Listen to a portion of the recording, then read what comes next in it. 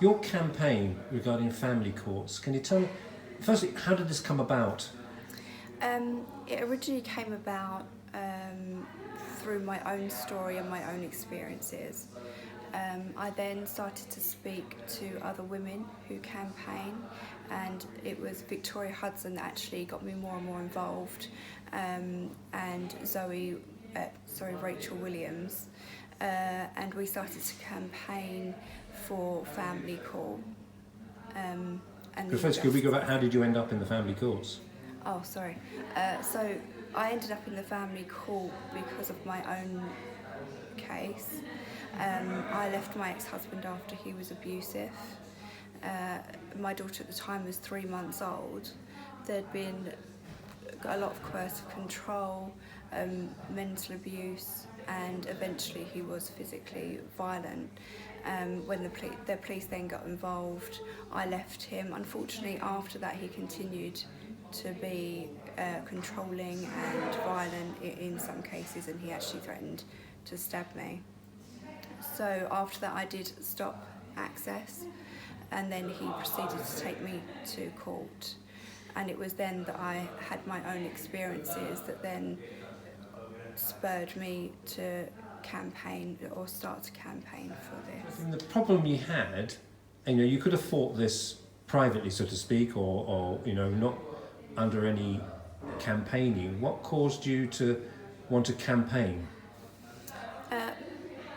The other experiences of other women that I came across and their stories, I realised that it wasn't just an isolated incident, and this was a far bigger problem and greater problem within this country and within the system.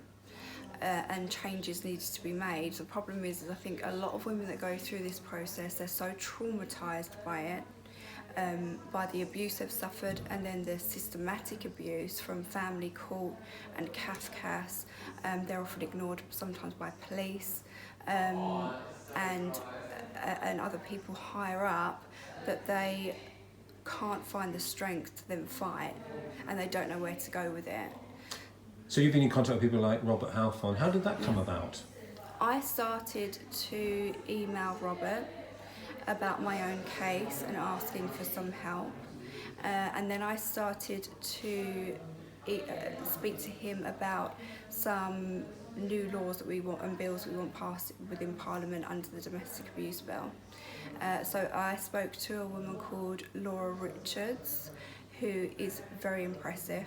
Her CV is very impressive. She's a behavioural analyst and has had her hand in many law changes within this country.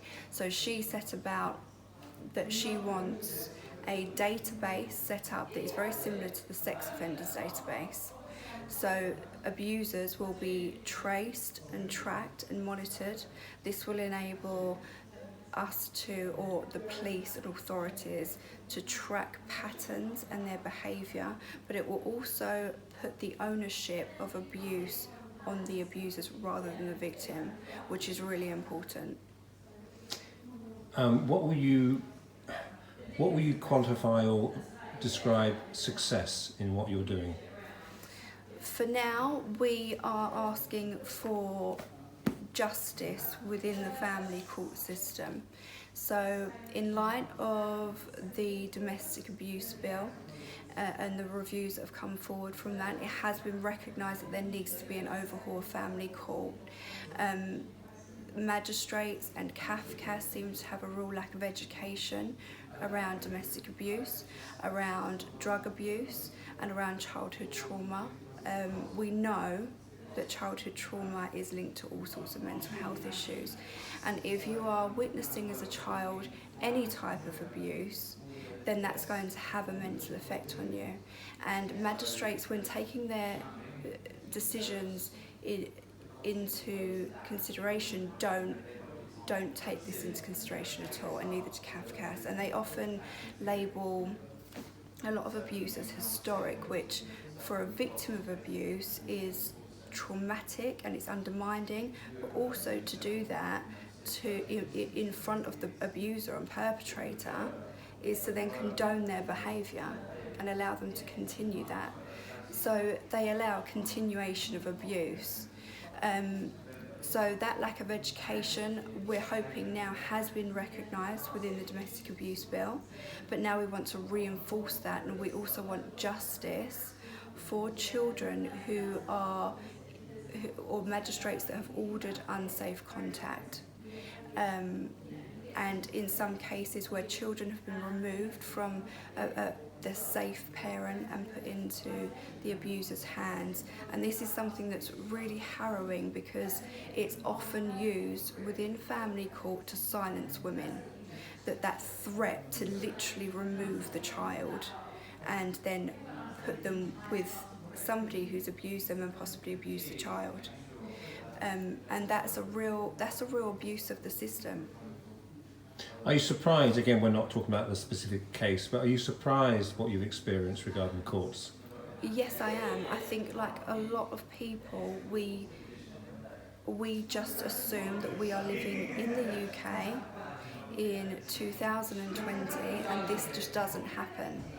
And the reality is quite shocking, and the reflection of that is the fact that 2 women a week in this country end up dead at the hands of their partners and ex-partners.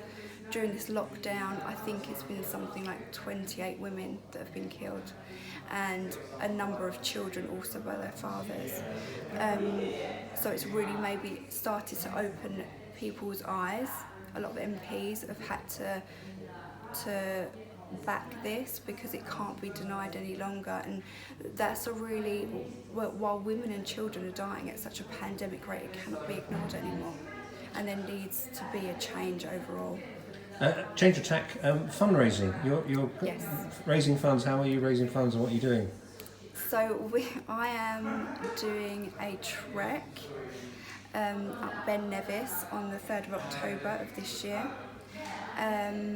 I'm raising the money for Rachel Williams' charity, SUTDA,